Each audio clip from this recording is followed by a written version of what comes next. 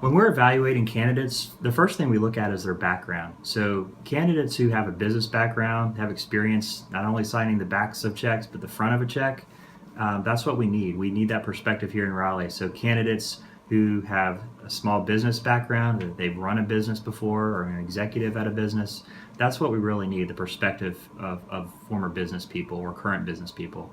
And also for folks that are already in the legislature, we evaluate their voting record. We have a report that we produce every year called How They Voted, and it's just the votes. It looks at our agenda going into the session, the chamber's jobs agenda, and then it evaluates how the representatives and senators did voting on that agenda. So folks that have a stellar business voting record, that will come through in our report. And so that's how we evaluate races. If there's a big difference between candidates who are pro-business and ones without that kind of background, then those are the races that we're likely to pay most attention to.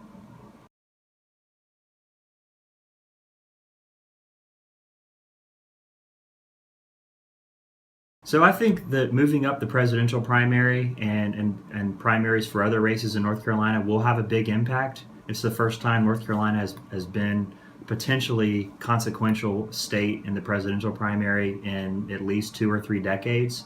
So it will matter. However, I think there's a long way to go in the Democrat nomination and the Republican nomination. We're not a winner-take-all state. You hear that term tossed around. It simply means the delegates that the candidates win, is it going to be all to the winning candidate or is it going to be proportional? North Carolina is slated to be a proportional state, so that may mean that we won't get quite as much attention as some other states that are winner take all on the same day, like Florida.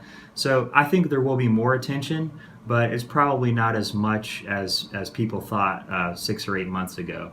That being said, candidates are on TV, they're running radio ads, they're doing mail, so it does kind of take up some of the oxygen from the down ballot races. So I think candidates for other positions have to get their message out sooner, and so you're going to see advertising starting already in some of these down ballot races for House and Senate and other races.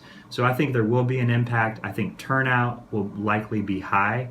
And I don't think that turnout on the Democrat side will be low, as some are predicting. I think turnout for Democrats will probably be normal for a presidential year and maybe a little above normal for the Republican side.